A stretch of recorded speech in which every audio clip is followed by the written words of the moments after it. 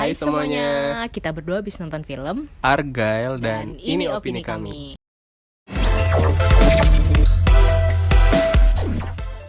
Jadi kita habis nonton film yang berjudul Argyle. Dan ini film action yang keberapa ya Nun, yang dari bulan ini kita udah nonton? Dari awal tahun, mungkin kedua atau ketiga gitu ya. Film ini disutradarai oleh Matthew Vaughn. Iya. Nah jadi ini yang buat Kingsman juga ya. Iya. Nah BTW kita berdua belum nonton Kingsman. Tapi ngelihat review Twitter yang beredar, kayaknya apakah ini bakal sama actionnya sama Kingsman. Jadi kita tidak bisa membandingkan ya. Jadi ini memang kacamata film Argyle aja. Jadi film ini bercerita tentang seorang penulis novel namanya Ellie Conway. Dan Ellie Conway ini sering nulis cerita tentang agen rahasia lah.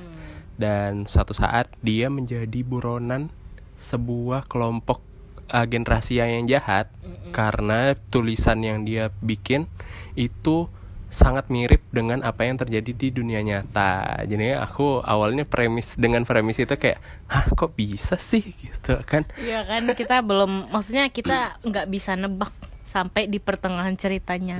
Untuk pemainnya sendiri ada Bryce Dallas Howard, itu yang jadi Ellie Conway-nya. Terus ada Henry Cavill, ada John Cena juga, ada Dua Lipa juga. Dan aku baru notice rupanya yang pas ngelihat Ellie Conway pertama kali kayak pernah lihat gitu, familiar kan. Oh ternyata yang main film Jurassic World, yang main salah satu episode di Black Mirror juga kan. Yang Nosedive itu loh, kalau kalian ngikutin Black Mirror. Jadi ternyata ini familiarnya gitu. Terus rasanya kalau di film ini tuh banyak bintang-bintang aktor-aktor yang terkenal juga ya. Yang tadi disebutin ini juga kayak Henry Cavill, John Cena, ada Dua Lipa juga gitu. Dan ada salah satu aktor yang mencuri perhatian kita juga, kucing yang bernama Alfie.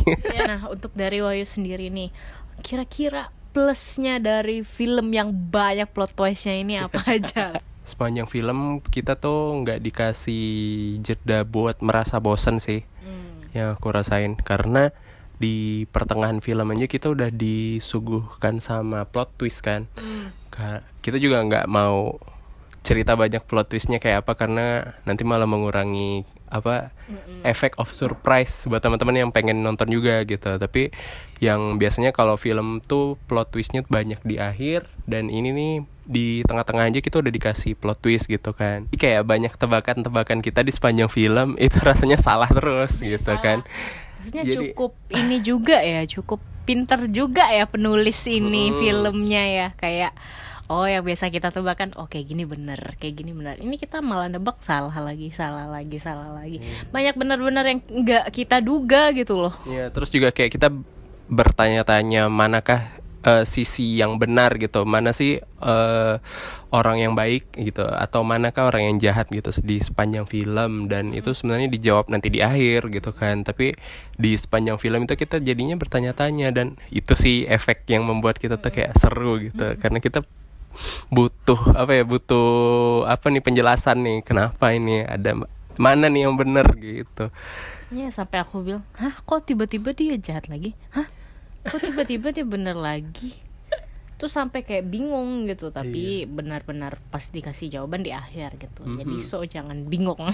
Yang aku suka itu actionnya memang rasanya memanjakan mata banget di beberapa bagian. Misalnya di bagian ending itu aku kira actionnya penutupnya itu ternyata di akhir tuh ada lagi gitu. Rasanya actionnya itu kayak absurd, aneh banget, kayak kita tuh nggak nyangka hal ini bisa dilakukan, tapi ternyata ini dijadiin di sini di film ini malah jadi wah gila, extraordinary banget actionnya gitu.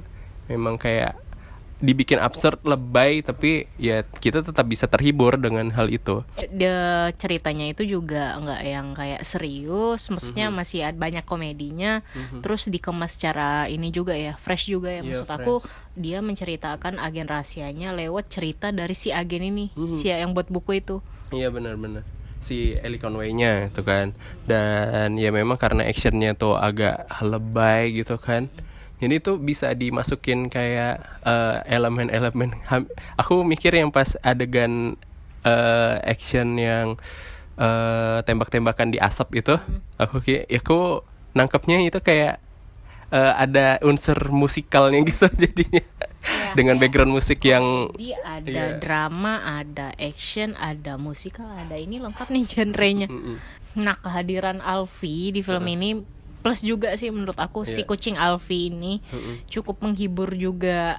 Perannya juga ada dia. Pokoknya dia adalah manfaatnya di film itu gitu. nggak cuma jadi pemanis karena ini kucing gitu kan, tapi di kita dia punya kontribusi yang cukup berdampak di film ini. Nah, sama mungkin ini pertanyaan baru, cuman karena di sini aku mau notice part favorit. Aku dulu ya.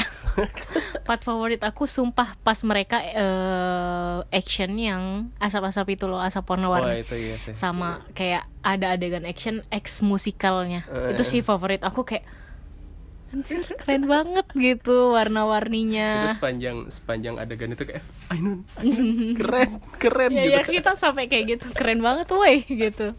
Kalau kamu Kalau aku yang bagian ice skating itu sih, walaupun memang di dalam adegan itu rasanya ini jadi termasuk minus ya. Itu karena CGI-nya agak kurang halus sih menurutku. Maksudnya kelihatan banget nih CGI-nya. Iya, masih ada beberapa part yang CGI-nya masih kelihatan banget gitu, belum diperhalus. Itu sih menurutku. Gitu ya. Memang karena dalam porsi ceritanya itu Henry Cavill, John Cena, dan Dua Lipa itu sebenarnya cerita yang diceritakan sama si Ellie Conway dalam bukunya gitu. Jadi sequence mereka, adegan durasinya itu memang sedikit sih, yang aku rasanya agak sayang. Tapi kita bisa ngelihat kalau Henry Cavill nih punya potensi buat jadi aktor untuk film agen rahasia lainnya, misalnya untuk pengganti James Bond nanti. Iya bisa jadi kan, mana tahu kita bisa berharap the next James Bond tuh Henry Cavill gitu.